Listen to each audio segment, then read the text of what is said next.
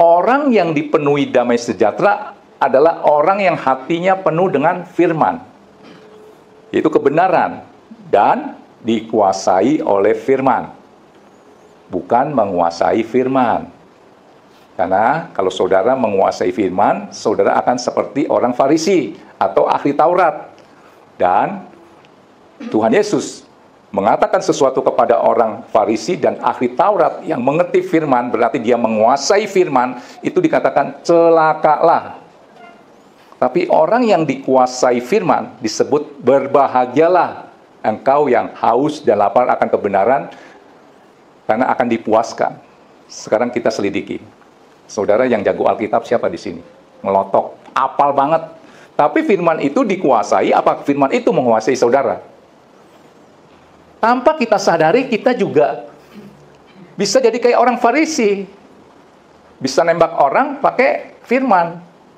Mantap nih, Pak Pendeta, khotbahnya bagus, firmannya mantap. Cocok banget tuh untuk tuh bukan untuk dirinya tuh. Untuk si Anton.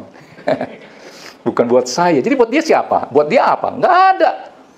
Saudara nangkap ini? Kan bodoh. Firman itu kan yang bisa memuaskan hatimu. Tapi begitu datang firman, saudara tangkis buat orang lain.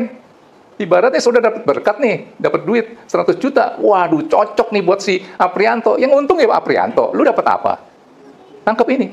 Kalau saudara menghargai dan tahu firman itu sesuatu, yaitu kebenaran yang bisa memuaskan hatimu. Coba keluarkan. Yesaya 32 ayat 17. Masa sih firman ditolak-tolak? Nah, saudara harus membedakan antara menguasai firman atau dikuasai firman. Saudara bagian yang mana ya? Saya mau keluarkan ini dulu. Saudara lihat, di mana ada kebenaran, di situ akan tumbuh damai sejahtera. Damai sejahtera itu apa? Bukan keadaan, bukan benda atau barang, tetapi sebab akibat. Di mana ada kebenaran, di situ akan tumbuh damai sejahtera. Dan akibat kebenaran ialah ketenangan, ketentraman, untuk selama-lamanya. Damai sejahtera itu apa? Aman, tentram, sentosa. Ya, damai sejahtera itu apa? Kenapa bisa aman, tentram, sentosa? Nggak usah khawatir, gelisah, takut, hukuman dunia akhirat, karena kita sudah berdamai dengan Tuhan. Segala dosa kita sudah ditanggung oleh Tuhan. Jaminan dari Tuhan adalah surga yang permai ketika kita beriman bahwa Yesus adalah Tuhan. Cuma sekedar begitu doang. Ya, oke. Nah sekarang saudara mau tahu, saudara ini dikuasai firman atau menguasai firman? Coba keluarkan Yohanes 15 ayat 7.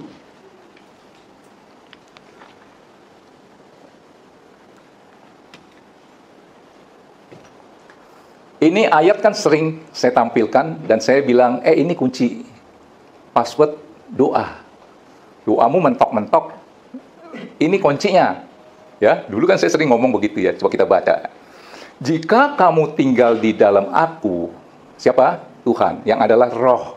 Apalagi aku itu Tuhan, firman ya. Jika engkau tinggal di dalam rohku, dalam firmanku, dalam hadiratku, dan firmanku yang adalah pribadiku, yang adalah rohku, hadiratku, tinggal di dalam kamu, akibatnya apa? Ini sebab akibat kan. Mintalah apa saja yang kamu kehendaki, dan kamu akan menerimanya. Ayat 8, biar komplit. Ayo cepat. Dalam hal inilah, ketika firman itu yang menguasaimu, Bapakmu dimuliakan, yaitu jika kamu berbuah banyak oleh karena benih firman itu, dan dengan demikian kamu adalah murid-muridku. Orang bisa melihat Kristus di dalam kehidupanmu, oleh karena ada firman yang menguasaimu, bukan saudara menguasai firman. Ya. Saudara, coba saudara merenung. Dalam kesehari-harian itu, saudara ini menguasai firman atau dikuasai firman? Coba. Pak Thomas mungkin apal kali ya, ayat-ayatnya apal gitu ya. Tapi menguasai apa dikuasai? Bingung kan?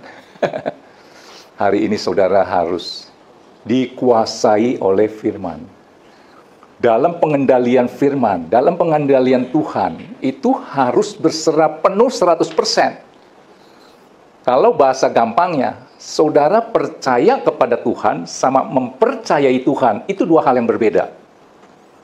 Percaya kepada Tuhan, saya sering katakan, kalau bicara kadar, persentasenya, itu bisa 70, 80, 90. Dia yang menguasai firman. Yang namanya mempercayai firman, itu berserah penuh. harus kadarnya, itu 100%. Saudara kurangin 2% aja, jadi 98%, itu saudara cuman percaya kepada Tuhan. Saudara yang menguasai firman. Tangkap ini, maka mujizat tidak bisa terjadi. Oke ya? Orang yang dikuasai firman, ibaratnya kalau naik mobil itu ya, udah pakai autopilot.